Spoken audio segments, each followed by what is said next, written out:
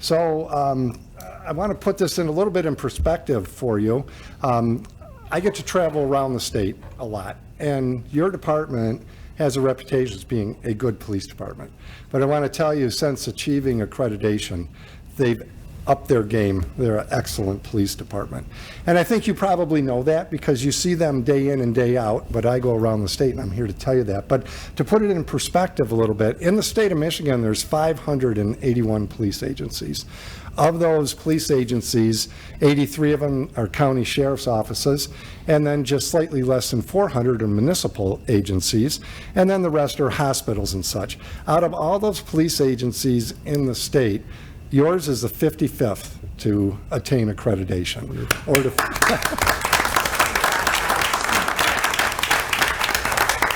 Or to put it in perspective another way, your department has been able to do what 90% of other police departments have not done.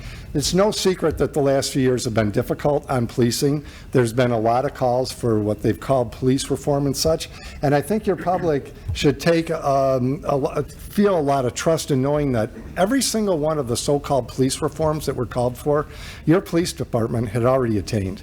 And they had attained and done those reforms as such before the call to do it came. This was a voluntary program. It was a ton of work, and you should be extremely proud of them. I'm extremely proud of them, and I'd also like to thank all the city officials for the support because they also took your support when they were going through this. About a 2-year process, a lot of work. So I started my little spiel here by saying we're here to award the Certificate of Accreditation. We do not give them out, and I'd like to introduce Ron Wiles, our Deputy Director, Program Director for Accreditation, just to talk a bit about what they did. Thank you. Well, good evening. Thank you for the opportunity to be here. It's certainly my pleasure and honor to be here to celebrate your wonderful police department today. My name is Ron Wiles. I'm the Deputy Director with the Michigan Association Chiefs of Police and the Accreditation Program Director for the MELIAC, which is the Michigan Law Enforcement Accreditation Commission. Accreditation is a time-proven way to improve law enforcement service and productivity. There is no doubt that this program has made your department better. We all have the you don't have to be sick to get better. And now in law enforcement is a time that we want to get better on our own. That's what accreditation does. The foundation of this program lies in the voluntary compliance with 108 best practice law enforcement standards. Now the key word there is voluntary. No one's making this department do it. They did it to get better. They did it to get better, to properly and better serve their residents, to make a stronger and more effective department. So everyone should be very proud of that. Let me kind of walk you through the process of what they had to do to obtain this. The first step is they had to apply. And that's the hardest part for some people. They don't want to put in the effort to get better. Your department did that voluntarily. After applying, they get 2 years, which we call a self-analysis period, to go through their current written directives and make sure they're in compliance with our 108 standards. Now, no one initially is in compliance. There's a lot of work to become compliant. They go through a mock assessment where we bring in outside people to in there and look at their organization, look at their standards, see if they're in compliance with their directives. And I can tell you that some of those are brutally honest, and they find out the amount of work that has to be done to achieve this. At the end of that 2-year period, we bring in a team of assessors for an on-site assessment, and they go through everything in that department top to bottom to make sure they're in compliance. After that, the chief or the director, the accreditation manager, and the team can go in front of the commissioners for a hearing, and the commissioners will ask them questions about the process, about their department, any questions they have about possible compliance issues that they see through reading the final report. I'm very pleased to say that during that hearing, your team here at Southgate made it through with flying colors. They did very well. Now, in most processes, that would be sufficient. However, in accreditation, that is not. They have to be reaccredited. Accreditation is a journey. It's not a destination. They are always working. So in 3 years from now, we're going to bring in another team of assessors to take another deep dive look into their written directives, into the standards, and make sure that they are in compliance with the now 128 best practice standards. We just put in a new edition of our standards because as we know, law enforcement is constantly changing. So you should be very proud. They made a promise to themselves at the department, to you guys as council members, and to the residents of Southgate to do this. They kept that promise, and in 3 years, we're going to make sure that they still abide by that promise. So with that, I'm going to turn it back over to Director Stevenson for the presentation. So, Director, To all who see the certificate, know that the Southgate Police Department have involuntarily complied with the standards established by the Michigan Law Enforcement Accreditation Commission deemed essential for the delivery of professional police services and the protection of their community, is hereby awarded the Certificate of Accreditation effective as of the first day of March in the year of 2023 for the term of 3 years. Director, congratulations.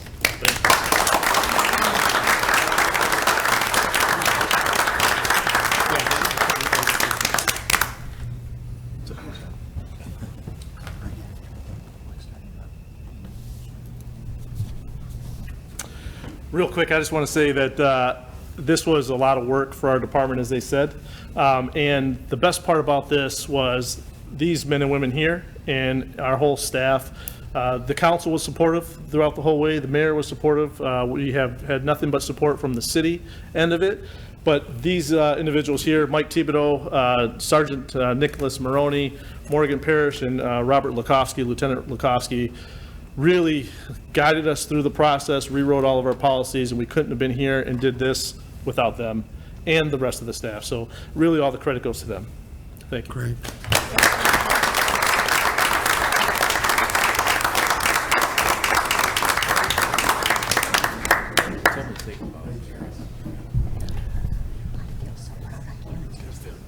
Oh, yeah, that's cool.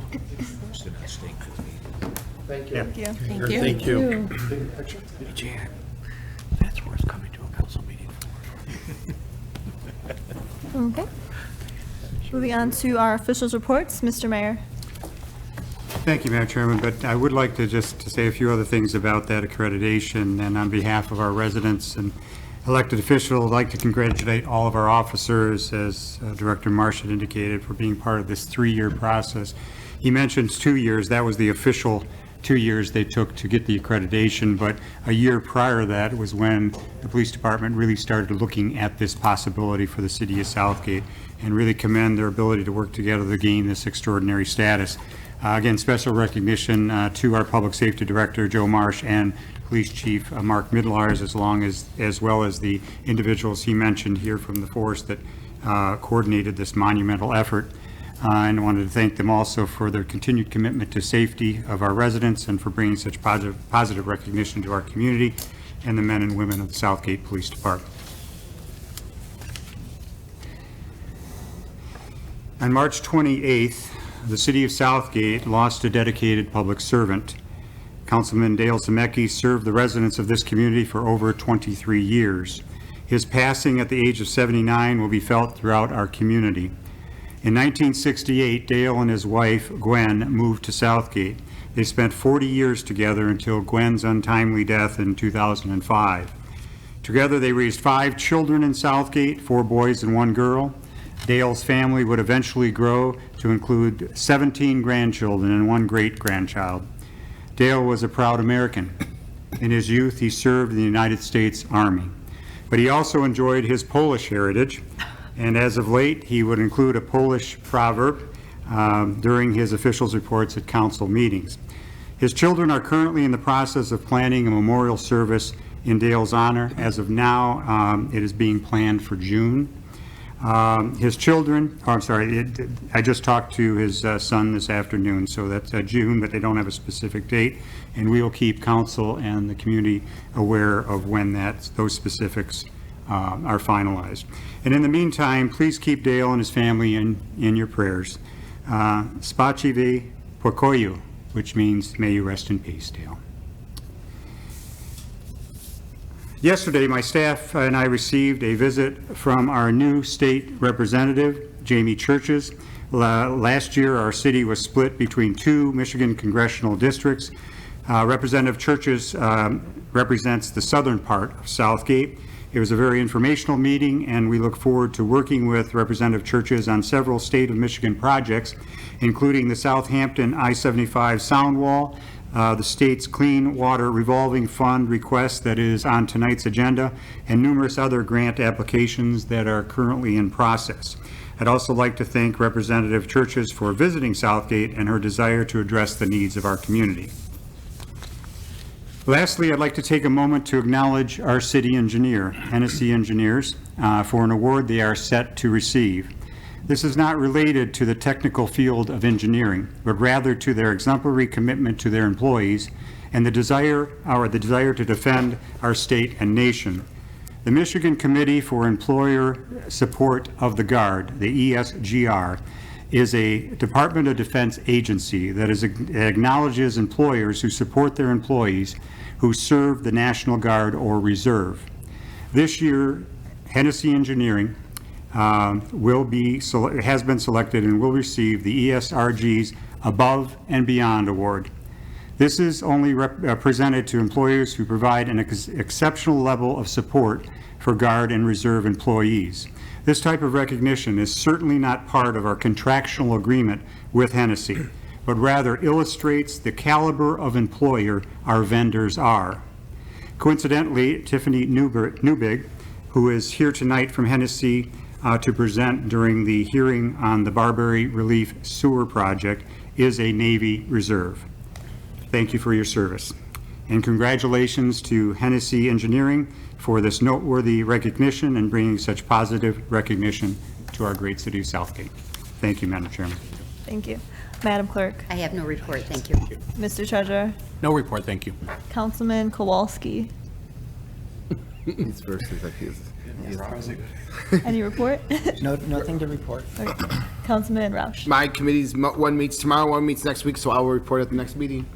Councilman Graziani. I'd just like to reiterate the request for thoughts and prayers for the Zemecki family. Dale was a great guy, good friend and colleague of myself and many up here and many in this room. He was a dedicated public servant to the city, and beyond his dedication to the city and his many years in the city council, he was dedicated to the community at large, so he will be missed. Beyond that, when it comes to my committee assignments, we haven't had any meetings since we last met, but BZA was supposed to meet this upcoming Monday, but they won't be going forward anymore. The next BZA meeting will be on Monday, May 8th, 2023 at 5:30. Okay. I'm sorry, congratulations, or welcome to Councilman Kowalski. Looking forward to working with you. Thank you, thank you. Okay. Before I give my report, I will note that we will be holding a moment of silence for Dale Zemecki before the, or right after the Pledge of Allegiance, and just holding a moment of silence and just ask for that. The school board met. They presented the awards and recognition to our winter student athletes. DDA also met, and we joined Destination Downriver. Bunch of communities. Basically, it's a group of all these communities for marketing and promotional needs for the community, so we'll be able to get our events out to more people and more communities. Also in the DDA, on April 15th will be the new date for Hoppy Hour. It was, unfortunately, the weather took out a tent. That was supposed to happen on the 1st, the adult Easter egg hunt, so that will be on April 15th. And I also want to say welcome to council. Greg, great to have you here, and I'm looking forward to working with you, and I'm sure everyone else is as well. Thank you very much. All right, Councilman Kolobus. Thank you. I too want to welcome you aboard. Look forward to working with you. And at least during the election time, last election, and during the, when we were at VFW, I got to meet you, your family. Seemed like a very nice person, so I look forward to it again. Dale Zemecki was a very dear friend of mine too. And we went back many, many years, about 37 years. We were both on the Lions Club 37 years ago. He moved for my admission to that. He moved for my admission to the Salvation Army that I joined, and later became chairperson after being a mentor. He was my mentor. He also moved for my admission to the VFW as an associate member here in town. So it was very, very sad to hear that. I kept in contact with his two sons, Dale Jr., namesake, and Tim. And it was very sad when his health started declining rapidly. And he was with his son, Tim, down in Tennessee when he passed, and his kids and grandkids, and everybody was down there. And so he's in a much better place than we are, right? So it's more of a celebration for Dale. But he will be missed. We had some great conversations at times, and he would always fill me in on how we got to today from what happened 40, 45 years ago. And there's nothing like history. So to, again, echo Mr. Graziani, Councilman Graziani, is that prayers to him and his family. He really was a good individual. You never heard a bad word about the man. And we're going to miss his Polish jokes and his proverbs. But I don't know, maybe we'll start a Greek tradition now. Anyway, all right, thank you very much. Thank you. Councilwoman George? Thank you, Madam Chair. Congratulations, Mr. Kowalski. You made it. I look forward to working with you, and if I can ever assist you in any way, please feel free to call me. I too will miss Dale. Not only was he a councilman, he was a neighbor and a good friend, and at the end, we went through a lot together, and he was always there for me, and I will truly miss him. Thanks to all who helped make the Easter egg such a success despite the bad weather. I think it was the first one that I missed due to my injury. But I would especially like to thank the members of the Case Commission, Robin Craig, Cindy Burley, Nancy Gratz, Anna Mitchell, Mary Bolin, Carol Wilkins, and First Lady Kim Cuspa was very much involved too, along with Kaylee Mandrella, the DDA director. Concerning the library, the Southgate students will be having their art on display for 2 weeks, from April 12th till April 26th. And I would encourage you to go over there and look at some of the budding artists that we have in this city. They look forward to having their art displayed, and it's much worth going over to see it. For story time for the youngsters, there is a special treat with volunteers coming to read to them, and also to give some direction as to safety and what some of our city employees, especially our first responders, what they do.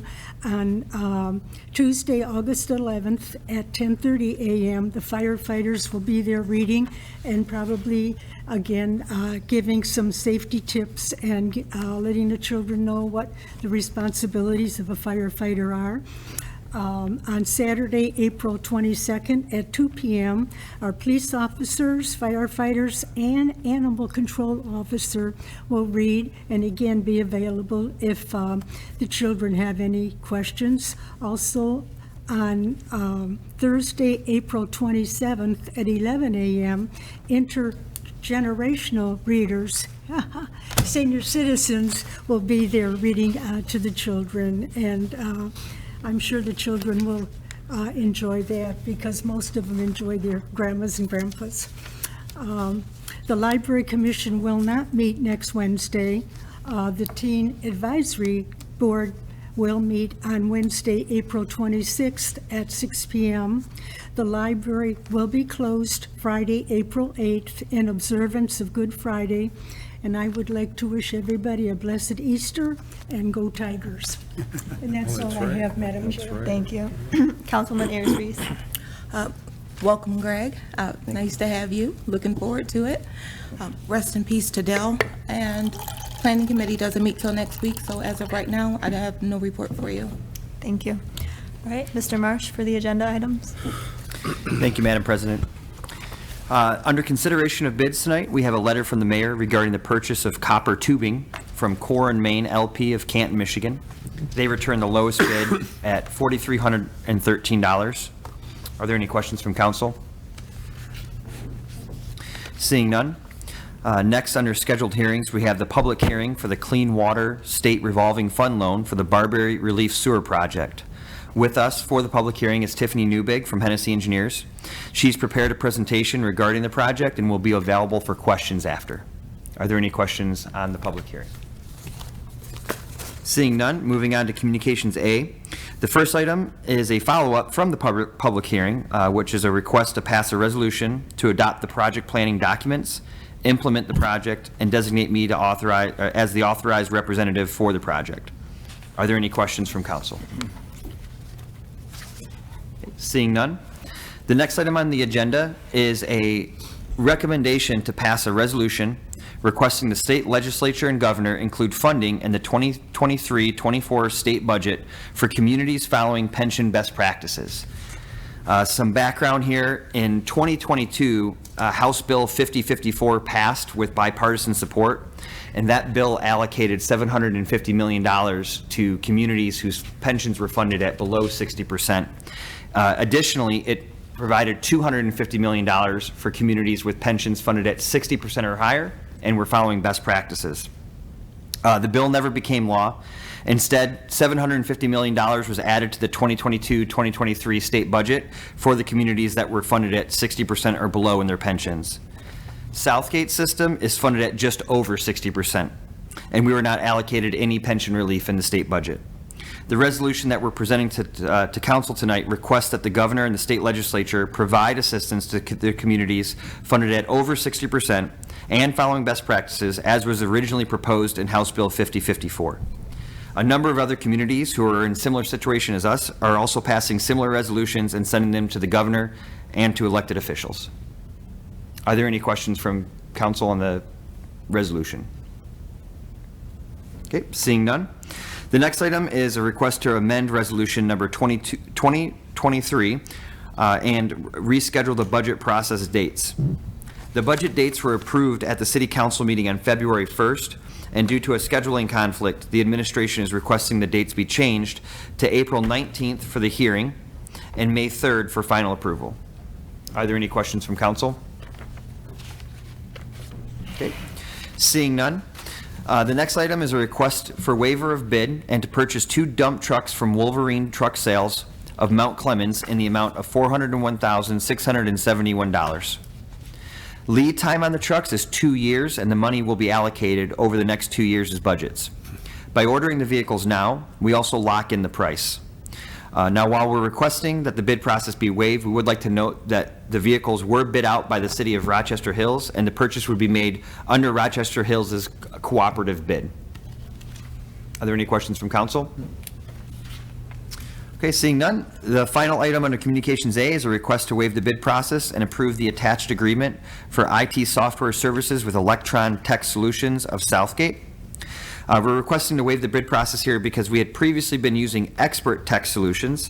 That company's owner recently passed away, and the staff of Expert Tech Solutions formed a new company, Electron Tech Solutions. By approving the attached agreement, we will maintain the same group of IT professionals that had been assisting our IT department. Just a note here as well, when the motion is made, it should include the amount of $2,878.10 per month for 12 months. That's the agreement amount. I'm sorry, what was that number? $2,878.10 a month for 12 months. Thank you. Were there any questions regarding? Madam Chair? Councilman Is that the George. previous charge? Has the charge remained the same? It's a slight increase over the previous charge. Nothing stays the same. Nothing's, Okay, thank you. okay, seeing no further questions, that is all. With that being the last item on the work study, we will reconvene at 7 o'clock.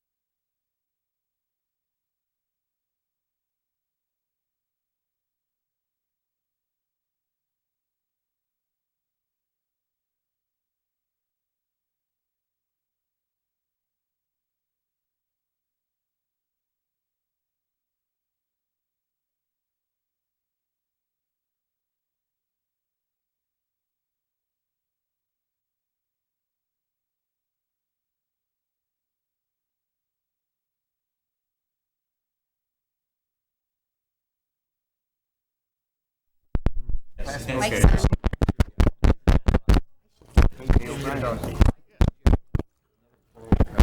You should be doing that. What's he up to? Is he still around? I don't know if he. I have a don't know if Slovak he- proverb book out Oh, low. I know, I realize, not I'm Polish, I could. That's right, I you could should be make doing right the over. proverbs now. Must have redid his name. Either you or I wasn't, Priscilla, one of you Yeah. guys decide which one's gonna do it. We gotta hold down We the. can take turns. I'll take the first Wednesday, he'll Let's- take the Now, second. 7 o'clock, the April 5th regular council meeting will start. We'll start with the Pledge of Allegiance. To the flag of the United States of America and to the republic for which it stands, one nation, under God, indivisible, with liberty and justice for all.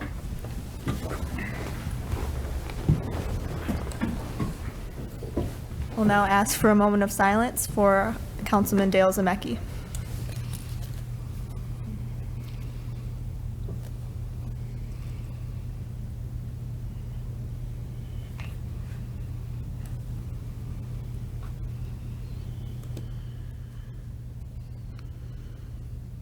Thank you. Moving on to roll call, Madam Clerk. Councilman Ayers Reese, Present. Councilman George, Here, Councilman Clovis, Present. Councilman Kowalski, Present. Councilman Roush. Here. Councilman Graziani, Present. Councilman Cuspa. Here. I'll need a motion to approve the work study session minutes dated March 15th, 2023. Madam Chairman, Chairperson. Councilman Roush. I make a motion, we approve the work study session minutes dated March 15th, 2023. Support. Motion by Roush, supported by Clovis. Any discussion? Any objection? Motion carries. I'll need a motion to approve the regular city council meeting minutes dated March 15th, 2023. Madam Chairman, Councilman Roush. I make a motion, we approve the regular city council meetings dated March 15th, 2023. Support. Motion by Roush, supported by Ayers Reese. Any discussion? Any objection? Motion carries. There are no scheduled persons in the audience. There's one item under consideration of bids, a letter from the mayor regarding purchase of water system supplies, copper tubing. Madam Clerk. I have reviewed the above and concur with the DPS director to award the purchase of copper tubing to Core and Main LP of Canton, Michigan in the amount of $4,313. Core and Main was the lowest bidder and met all bid specifications. Funds are available in the Water and Sewer Fund for this purchase. Madam Chairperson. Councilman Clovis. I'd like to make a motion that we adopt and approve the copper tubing to Core and Main LP in Canton, Michigan, in the amount of $4,313 concerning water supply system. support. Motion by Clovis, supported by George. Any discussion? Any objection? Motion carries. There is one item under scheduled hearings. I will need a motion to go into a scheduled hearing, public hearing regarding Clean Water State Revolving Fund Barberry Relief Sewer Project. Madam Chairman, Councilman Roush. I make a motion, we go into public hearing regarding the Clean Water State Revolving Fund. Support. Motion by Roush, supported by George. Any discussion or objection? We'll start the public hearing. I'll ask Tiffany to come on up, and I don't know if we're gonna go in the audience, probably.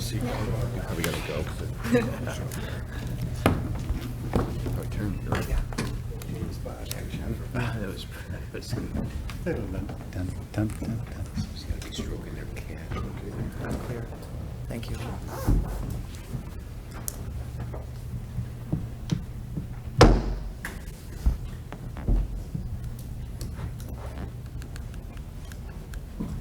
Can you see? Yes.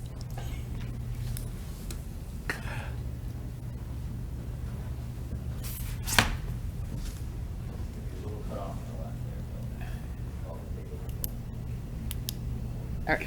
Good evening, Mayor, City Council, and residents of Southgate. I'm Tiffany Newbig with Hennessy Engineers, here to present the Clean Water Revolving Fund project plan as part of the plan requirements. So next. So the overview, we'll go over this evening. We'll be over the overview of this Clean Water SRF program, the clean water quality problems to be addressed, the project plan timeline, the project scope, project cost, and social and environmental impacts. So the Clean Water SRF loan program is a low-interest loan through Eagle, typically 20 years at 1.875% interest. The city will also have the opportunity or option of doing a 30-year loan at 2.125%. This is not required. However, this is an option. The Clean Water SRF project plan must be submitted by May 1st, 2023 to be considered for the 2024 fiscal year funding. Sanitary sewers in the Southgate area were installed in the 1950s, 1960s, and we're looking to separate the system to reduce flows and flows into the Eureka Tunnel. By doing this, we'll create two separate systems that will allow us to handle a 10-year, 24-hour storm. The minimal acceptable depth the sewer would need to be set at 8 feet to reduce basement backups. So we're currently have it designed at approximately 10 feet below grade.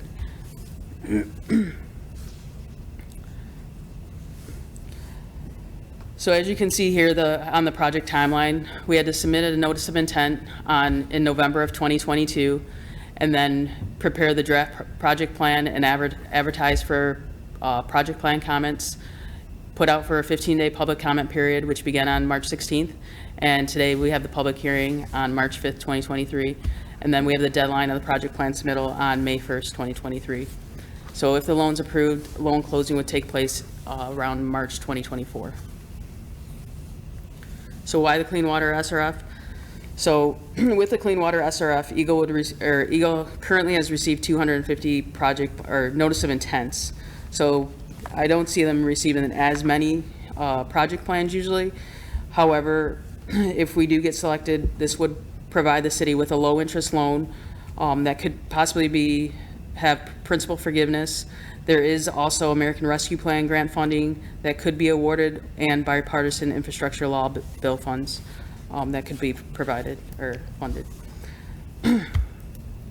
So the proposed Clean Water SRF project that we're bringing before you today consists of installing the Barberry Relief Sewer from Brest to Eureka.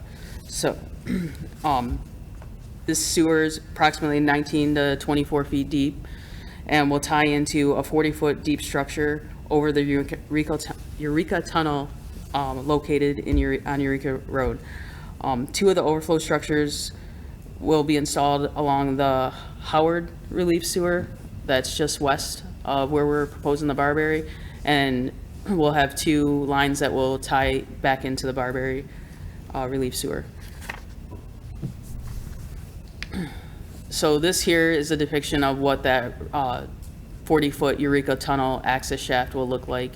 So we'll actually do an open cut installation along Barberry, and then we'll actually do a directional drill or jack and bore underneath Eureka Road, and then an open cut to install that shaft where we can tie into it.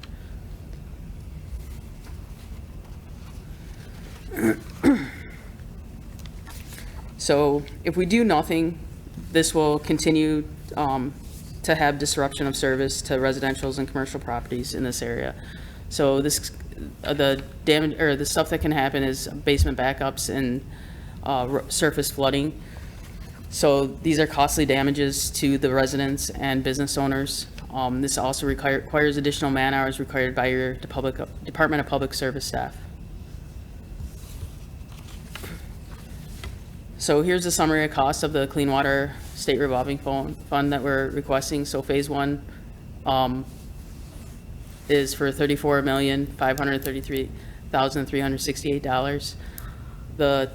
This cost will include our construction engineering, inspection, QA/QC testing. Approximately 10,760 customers use the sewer distribution system. The annual debt service is calculated at $172,662 per year. The user cost would come out to be about $193 per year, or $16.08 per month.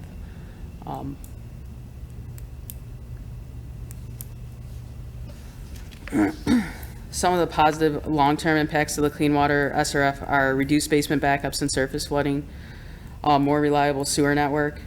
Some of the negative impacts during the construction is the temporary lane or driveway closures, loss of water during construction, as well as noise of construction equipment and stockpiles that contribute to dust in the area. So as we look at the next steps, as stated earlier, the final project plan to Eagle needs to be submitted by May 1st, 2023, with the expected project and ranking list to be available around August 2023. If the Clean Water SRF loan is approved, we are looking at a loan closing date of March 2024 and a start construction date of June 2024. Yep.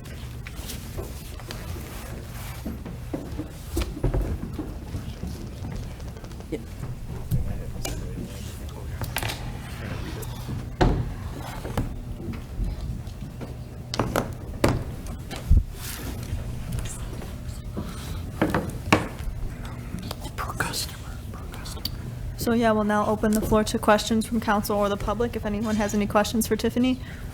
Madam Chairperson, Councilman Colobos. how old, if you know, just roughly, how old is that system right where you're going to be working? So I think the sewer system was originally installed in like the 1950s, 1960s. Okay, all right. And I know, it used to be when we had flooding go on a few years ago, it was like, well, we just had once in 100-year flooding. And then it started, every year we had that once in 100-year flooding. And I know there's a lot of development, homes, businesses, and it's just adding to it. And sometimes less grass and less fields to absorb the water with the cement. So I think it's a great idea, and let's go forward with it, is my feeling. Thank you. Any other questions or comments from staff or from the public? Madam Chair, Oh, Councilwoman Ayers Reese. I don't know if I missed it, but how long would the project, if approved and get the loan, will take? So after we do engineering and then construction, probably about 2 years. Thank you. Okay, seeing no other questions or comments. Madam Chair? Oh, I Mr. just- Mayor.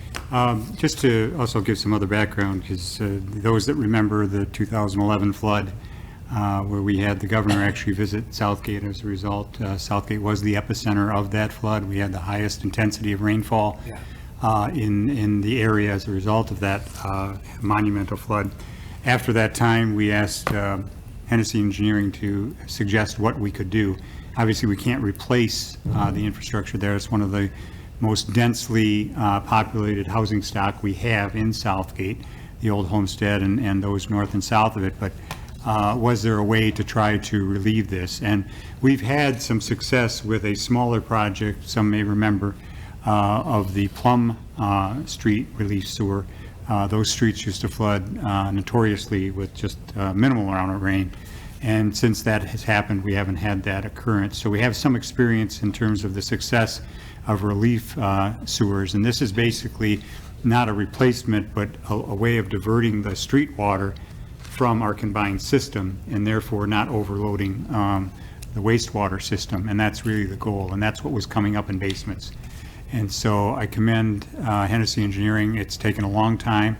It took several years even to get the actual information from Wayne County to even design something that would be have the capacity we were looking for. And then, of course, the various approvals we've had to get through the DUA organization, the state of Michigan. But we're right at the point of suggesting to the council that we're going to be prepared to move on this. And we're hoping that this funding is a way for us to do it so we can do it long-term on a very reasonable interest rate from the state. So it's important that we put that application in. And one of the slides also alluded to the fact that we are in a parallel effort trying to find additional grant money that could help us with some of this infrastructure. So this is kind of the worst, well, it's the best and worst. It's the best would be make sure we have the money to do it. So we still are not sure. This is just the application project. But once we have that, it'll be a worst case scenario in the sense of the amount funded, because we hope to get some other grant money that will bring the cost down in terms of what has to be funded. But it really has been a 12-year process of trying to get to this point, and I commend Hennessy engineers and all the staff for putting the time into actually accomplishing what we dreamed about 12 years ago, saying how can we solve this problem. So I just want to give some background, because I know there's some new members and some of the members that have been here all the time, just to remind that this was the process we were going through. Thank you, Madam Chairman. Okay. All right. Thank you, Tiffany. I appreciate you being here, answering all the questions too. With that, I will entertain a motion to close the public hearing regarding the Clean Water State Revolving Fund Barbary Relief Sewer Project.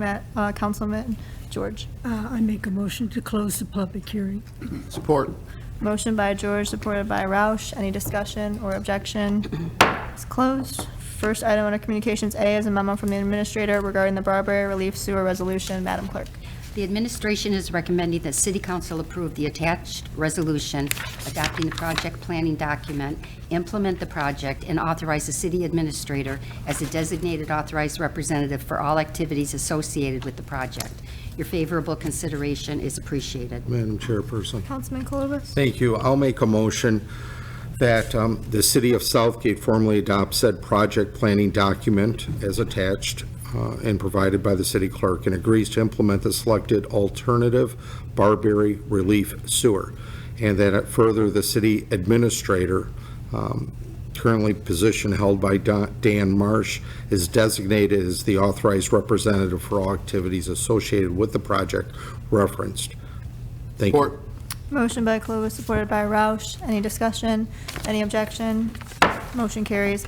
Next is a memo from the administrator regarding council resolution for request state legislature governor include funding for in 2023 budget for communities following pension best practices. Madam Clerk. Last year, the State House passed House Bill 5054 with broad bipartisan support. This bill provided $750 million for communities with pensions funded at less than 60% and $250 million for communities with pensions funded above 60%, following the state's best practices. The final outcome, however, simply became an allocation in the current state budget for only the $750 million for communities with pension systems funded at less than 60%. Southgate is a community with pension systems funded at over 60% and is therefore ineligible for any state funding despite experiencing the same pension-related financial stresses as those who will receive relief from the state. The City of Southgate has taken difficult steps and followed best practices to achieve the current health of our pension systems. Pension relief from the state would not only help improve the health of our pension systems, but would also provide relief to our general fund. Considering the above, the administration recommends that the City Council adopt the attached resolution. The adopted resolution will be shared along with a letter from the mayor to our elected state officials. It's a pleasure of the council. Madam Chairman, Councilman Roush. I make a motion we adopt the attached resolution to request the legislature and the governor include the funding in the 2023 budget for communities with pensions funded above 60% following pension best practices established by the state. Support. Motion by Roush, supported by Kowalski. Any discussion? Any objection? Motion carries. Third is a memo from the administrator regarding request to amend resolution number 2023 to reschedule budget process dates for fiscal year 23-24. Madam Clerk. On February 1st, 2023, City Council approved the public hearing for the fiscal year 2023-24 budget to take place during the May 3rd, 2023 council meeting at 7 p.m. and for the adoption of the budget to take place during May 17th, 2023 council meeting. Due to an unexpected schedule conflict, the administration is requesting a resolution to amend resolution number 20-23 and reschedule the public hearing for the budget to be moved to April 19th, 2023. Additionally, the administration recommends that the adoption of the budget also be moved up 2 weeks to the May 3rd, 2023 council meeting. Your favorable consideration is requested. It's a pleasure of the council. Madam Chairman, Councilman Roush. I make a motion we adopt the resolution number 2023 to reschedule the public hearings for the fiscal year 2023-24 budget to the April 19th, 2023 council meeting at 7 p.m. and to reschedule the adoption of the budget by the City Council to the May 3rd, 2023 City Council meeting. Support. Motion by Roush, supported by George. Any discussion? Any objection? Motion carries. Next is a letter from the mayor regarding purchase of 2 dump trucks. Madam Clerk. I have reviewed the above and concur with the DPS Director's recommendation to award the purchase of 2 dump trucks to Wolverine Truck Sales of Mount Clemens, Michigan, in the amount of $401,671. These vehicles will be purchased under the City of Rochester Hills, Michigan cooperative bid. Delivery of vehicles is approximately 2 years from order date. Funds will be available for this purchase in subsequent years' budgets in the Water and Sewer Fund. Madam Chairperson. Councilman Kulovas. Excuse me. I make a motion that we adopt the DPS Director's recommendation to award the purchase of 2 dump trucks to Wolverine Truck Sales, Inc., Mount Clemens, Michigan, in the amount of $401,671. These vehicles will be purchased under the City of Rochester, Michigan cooperative bid, and we expect delivery within 2 years. Support. Motion by Clovis, supported by Oh, George. I'm sorry, and waive the bid, waive the bid. Motion by Clovis, supported by George. Any discussion? Any objection? Motion carries. Last is a letter from the mayor regarding approval of agreement with Electronic Tech Solutions LLC for IT software services. Madam Clerk.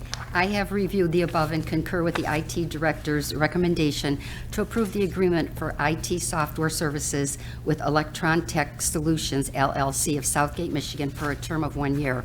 Adequate funding for the corresponding rates of this agreement is available in the general fund. It's a pleasure of the council. Madam Chairman, Councilman Roush.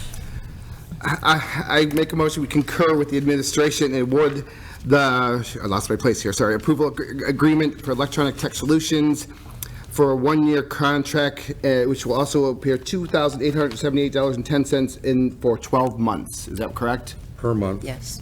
Did you A waive- month for 12 months. And, I'm sorry, and waive the bid as well. Okay. Support. Motion by Roush, supported by Ayers Reese. Any discussion? Any objection? Motion carries. There are no items under Communications B. There's no ordinances. Is there any old business the council would like to discuss? Seeing none, is there any new business the council would like to discuss? Seeing none, are there any unscheduled persons in the audience that would like to address the council? Seeing none, we'll move on to claims and accounts. Councilman Graziani. Move the council approve warrant 1470 in the amount of $5,916,565.22. Support. Motion by Graziani, supported by George. Any discussion? Any objection? Motion carries. I will entertain a motion to adjourn. Madam Chairperson, Councilman Clovis. motion to adjourn. Support. Motion by Clovis, supported by Roush. Any discussion or objection? We're adjourned.